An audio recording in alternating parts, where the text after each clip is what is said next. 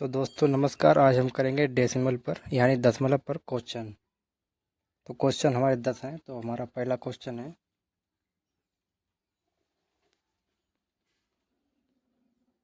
तो पहला क्वेश्चन है 1.5 का पूर्ण भाग होल पार्ट क्या है बताइए। यानी कहने का मतलब ये है कि 1/1.5 लिखा है, तो इसमें इन दोनों में से होल पार्ट कौन सा है। तो मैंने आपको कल नहीं बताया था।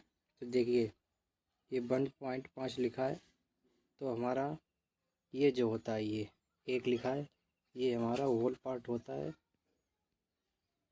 ठीक है, यानी पूर्ण भाग होता है। ठीक है, और ये जो होता है ये होता है हमारा फैक्टोरियल पार्ट।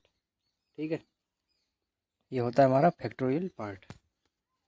तो क्या होगा, ऑप्शन नंबर ए आंसर सही होगा। प्रश्न नंबर 2, 0.75 को कैसे पढ़ा जाएगा।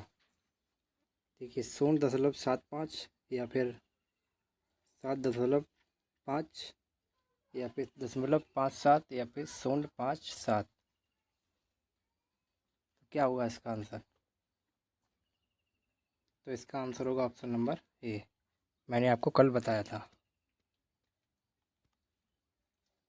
प्रश्न नंबर 3, डेसिमल संख्या 3.4 में दशमलव में के बाद कौन सा भाग है बताइए।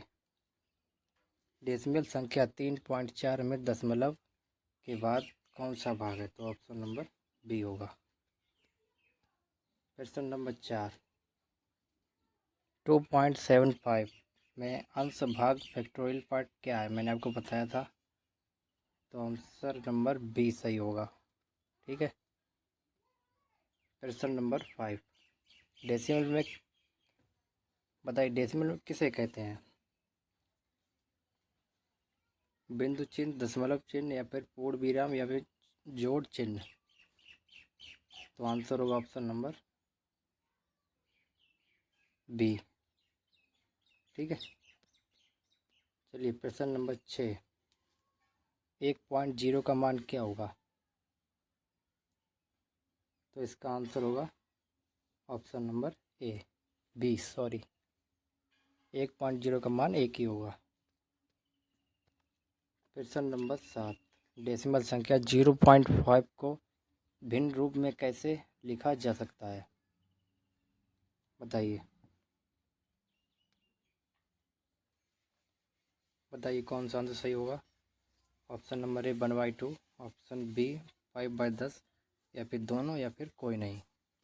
तो आंसर होगा ऑप्शन नंबर सी, दोनों। प्रश्न नंबर 8, डेसिमल संख्या 6.0 और 6 में क्या अंतर है।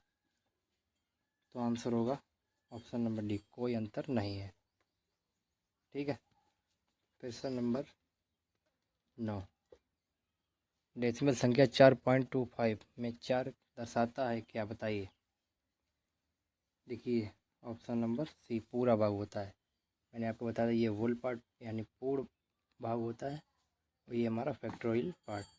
ठीक है, चलिए क्वेश्चन नंबर 10, डेसिमल संख्या 0.1 में कुल कितनी संख्या होती है, कुल कितनी संख्या है